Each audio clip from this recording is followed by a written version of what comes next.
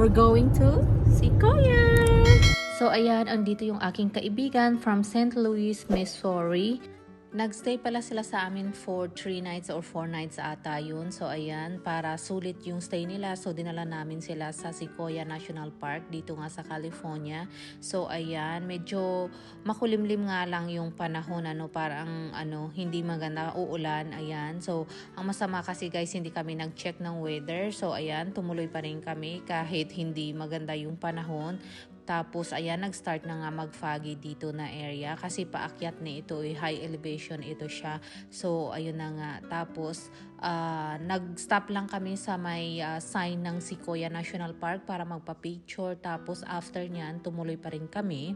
Tapos sa sobrang kapal ng fog dito, may time nga guys na hindi namin halos makita yung kasalubong namin. Tapos may kasabay pa kami na wala siyang light kaya sobrang nakakatakot. Tapos kahit yung harapan ng sasakyan namin hindi namin halos makita sa kapal ng fog. So natakot nga kami actually. Gusto na namin bumalik kaso walang turnout na pwede ka mag U-turn, plus delikado nga mag U-turn dahil hindi mo makita yung kasalubong mo. So pag mamaya meron pa lang incoming na sasakyan tapos bigla kang mag U-turn, 'di ba? Mabangga ka pa. So tinuloy pa rin namin, although medyo dahan-dahan lang talaga, ayan. Kasi nga, sobrang zero visibility. Tapos may time naman na, ayan, nagka-clear siya. Tapos maya magfa-fog ulit. Kaya hindi mo alam yung panahon dito, So, anyway, buti nakarating nga tayo dito sa may main entrance nila. At okay naman kahit papano, kahit super foggy yung daan natin kanina. So, ayan, ang bayad pala dito $35 per vehicle. Pero hindi na kami nagbayad dahil nga merong lifetime membership si Habi dito. So ayun, pinakita na lang niya yung ID card niya, and then ayun. Hello, so we are here now at Sequoia National Park. Ayun, so we've been here many times. So this time andito yung friend namin. So ipapasyal namin siya. And rain is on. So ayun na nga guys, nagpa-picture lang tayo dito sa my main entrance saka doon sa may malaking Sequoia, and then tumuloy pa rin tayo So ayan, kung napapansin nyo, okay na sana kung maambon basta maliwanag lang kahit papano gaya nito para at least makita mo naman yung beauty ng mga Sequoia. Although maganda din naman pag fog, ayan. Pero hindi yung kasing kapal ng fog nito, gaya nito. Kasi delikado, nakakatakot. Tapos imagine, bangin yan siya, sobrang taas natin, nasa high elevation tayo. Tapos ang taas nito, kaya kung maliwanag yung araw, grabe, matatakot ka minsan tumingin sa baba. Pero may portion naman na maliwanag, gaya nito, ayan. Ma-appreciate mo yung beauty niya talaga. Tapos, ang gaganda nga ng mga Sequoia dito na puno. Tapos ang dami pa at saka malalaki. Wala pa tayo sa may pinaka main attraction dito sa park, So, dahil nga sa opposite side tayo dumaan, kaya make sure pag pumunta kayo dito, i-check nyo yung website ng Sequoia dahil may time na may gate na nagsasara. Kaya make sure guys, i-check nyo talaga yung website pag pumunta kayo dito para hindi sayang yung long drive madalas pag lalo kung malayo pa kayo or pero sa ibang time sarado dun sa may Three Rivers na entrance, kaya saka opposite side kami na entrance dumaan which is medyo malayo. Pero pag sobrang kapal kasi nakakatakot mag-drive. So ayan, na-appreciate ko din siya actually yung foggy tapos yung mga puno parang ganito, ang ganda ng effect niya, 'di ba? So, ayan guys, i-enjoy lang natin yung view.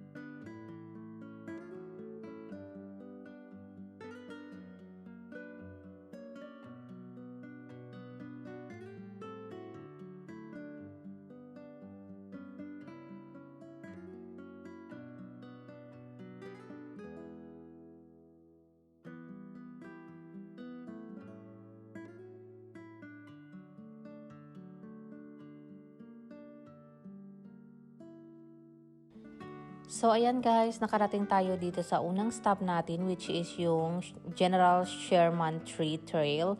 Ayan, hindi naman kalayuan yung trail papunta doon at saka sementado din at merong hagdan.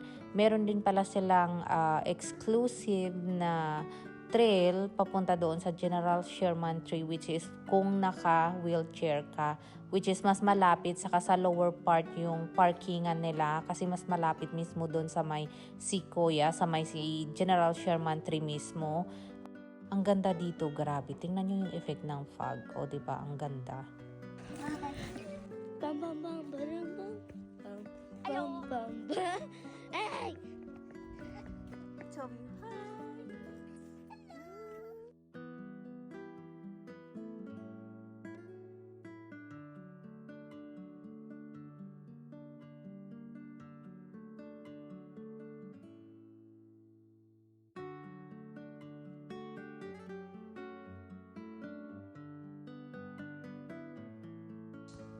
So by volume guys, ito ay pinakamalaking living single stem na sequoia sa buong mundo dahil meron itong 52,500 cubic feet yung taas nito. So ayan, just imagine ay meron itong 2,200 to 2,700 years old na puno so just imagine kung gaano na ito katanda, tapos tingnan nyo ang laki niya.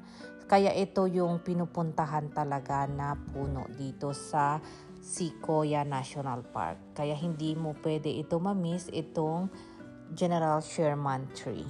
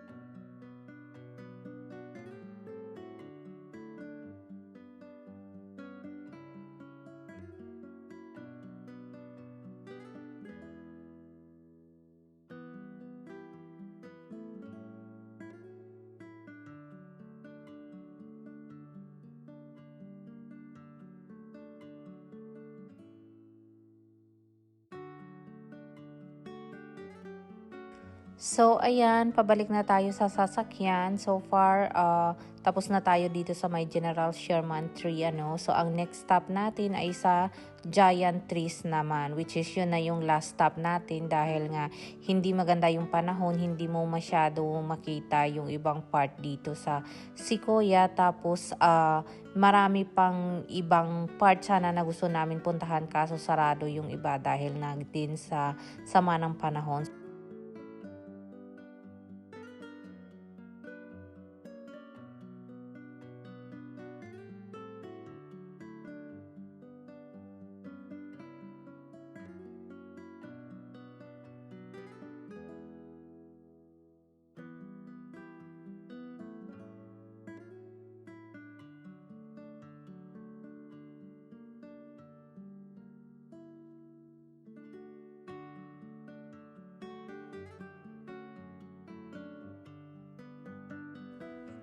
So finally guys, andito na tayo sa Giant Tree. So just imagine, ayan ang daming mga giant sequoia dito. Ang lalaki nga nila.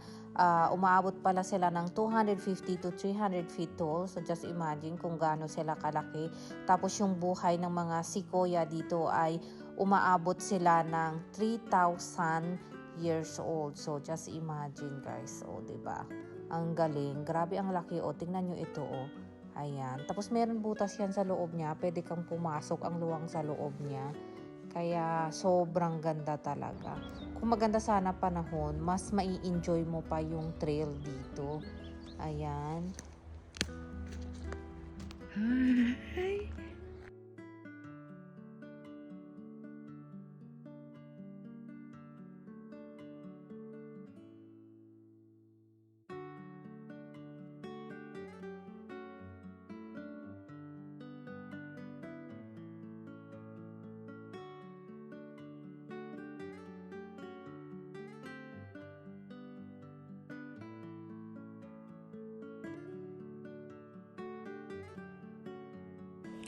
So that's it guys. Ito na yung last stop natin dito sa may Sequoia, yung giant tree. So ayan, pauwi na tayo sa bahay dahil mag 2 hours din yung biyahe. Tapos hapon na, additional pa yung foggy, So ayaw natin gabihin nga dito sa park. Kaya ayan, umalis na kami. Tapos may nakita nga kaming parang falls dito sa daan.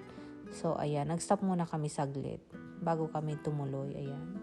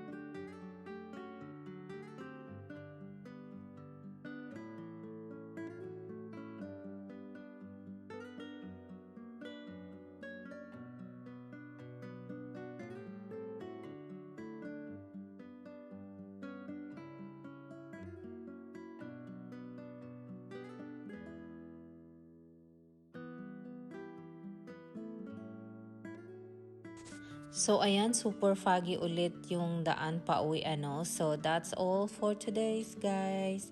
Thanks for watching. Bye and have a great day. And also please do like, share, and subscribe sa aking channel para sa mga incoming video para updated kayo. That's it. Bye!